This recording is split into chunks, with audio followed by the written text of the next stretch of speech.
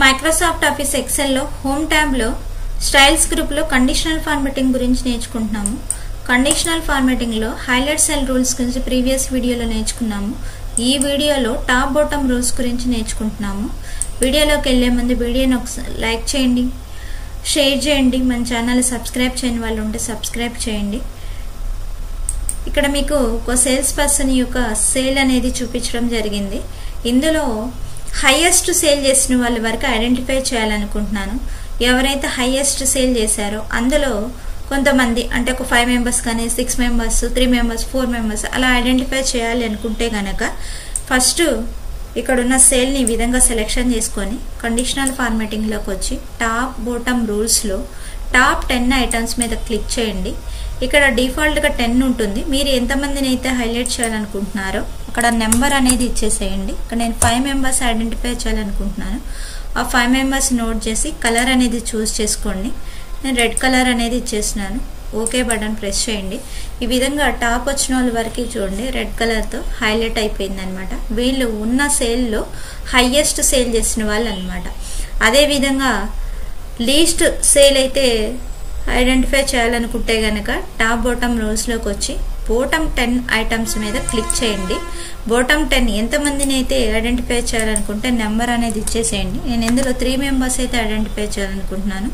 దీనికోసం కలర్ అనేది చేంజ్ చేస్తున్నాను. గ్రీన్ కలర్ తీసుకున్నాను ఈసారి. ఓకే అనేది ప్రెస్ చేయండి. దీనిలో బాటమ్ అంటే ఇక్కడ గ్రీన్ కలర్లో ఉన్నాయన్నీ కూడా బాటమ్ అంటే తక్కువ సేల్ చేసిన వాళ్ళు అనమాట. వీళ్ళు గ్రీన్ కలర్లో ఉన్నారు. రెడ్ కలర్లో ఉన్న హై సేల్ చేసిన వాళ్ళు అనమాట. నెక్స్ట్ రూల్లోకి వెళ్లే ముందు ఇది క్లియర్ చేసుకుందాము. కండిషనల్ ఫార్మాటింగ్లో లాస్ట్లో క్లియర్ రూల్స్ అని ఉంటుంది. Clear rules from selector cell click చేయండి. మీరు సెలెక్షన్ చేసినంత వరకు క్లియర్ అయిపోతుంది. నెక్స్ట్ రూల్ వచ్చేసరికి ఇక్కడ టాప్ బాటమ్ రూల్స్లో అబోవ్ యావరేజ్ బిలో యావరేజ్ గురించి నేర్చుకుందాము.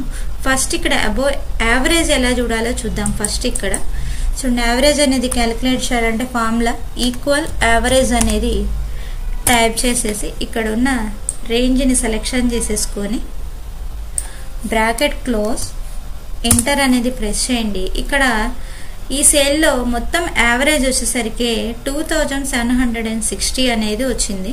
ఇందులో అబోవ్ యావరేజ్ అంటే గనక దీనికంటే 2760 కంటే ఎక్కువ ఉన్న నెంబర్స్ అనేవి సెలెక్ట్ అవుతాయి. తక్కువ ఉన్నది బిలో యావరేజ్ పెడితే గనక తక్కువ ఉన్నాయి వస్తాయి అనమాట. ఫస్ట్ అబోవ్ యావరేజ్ చూద్దాము. వీటిని విధంగా సెలెక్షన్ చేసుకొని కండిషనల్ ఫార్మాటింగ్లోకి వెళ్ళి top bottom rule above average మీద క్లిక్ చేసి ఓకే అనేది ప్రెస్ చేయండి. ఇందులో 2760 కంటే ఎక్కువ ఉన్న నెంబర్స్ అనేది సెలెక్ట్ అయిపోయినాయి చూడండి. బిలో ఉన్నాయి మాత్రం సెలెక్ట్ అవ్వలేదు. నెక్స్ట్ బిలో యావరేజ్ చూడాలంటే కండిషనల్ ఫార్మాటింగ్ టాప్ బాటమ్ రూల్స్లో బిలో యావరేజ్ మీద క్లిక్ చేసేసి కలర్ అనేది చేంజింగ్ ఇవ్వండి. ఇక్కడ గ్రీన్ కలర్ ఇస్తున్నాను. మీద క్లిక్ చేయండి. చూడండి 2760 కంటే తక్కువ ఉన్నాయి అన్నీ కూడా హైలైట్ అయినాయి. బిలో యావరేజ్ అయితే గ్రీన్ కలర్, అబోవ్ యావరేజ్ అనేది రెడ్ కలర్ అనేది చూపిస్తుంది అనమాట. ఈ విధంగా అబోవ్ యావరేజ్ బిలో యావరేజ్ అని ఐడెంటిఫై చేసుకోవచ్చు. నెక్స్ట్ ఇక్కడ ఉన్న రూల్ క్లియర్ చేసేసుకుందాము. Clear rules from selector cells కొట్టేస్తే క్లియర్ అయిపోయింది.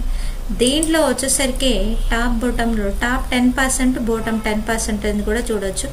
టాప్ 10% మీద క్లిక్ చేసేసి ఇక్కడ కూడా మీరు ఎంత పర్సెంటేజ్ చేసి క్యాలిక్యులేట్ చేయాలనుకుంటే ఆ నెంబర్ అనేది పెట్టేసుకొని ఓకే అనేది ప్రెస్ చేయండి. నెక్స్ట్ బాటమ్ 10% కూడా అదే విధంగా బాటమ్ 10% మీద క్లిక్ చేయండి. ఇక్కడైతే నెంబర్ అనేది మీరు సెలెక్షన్ చేసుకోండి. కలర్ అనేది చేంజింగ్ ఇస్తున్నా నేను. చూడండి ఇక్కడ రెడ్ కలర్ అనేది ఏమో టాప్ 10, ఇది గ్రీన్ కలర్ అనేది బాటమ్ 10% అనమాట.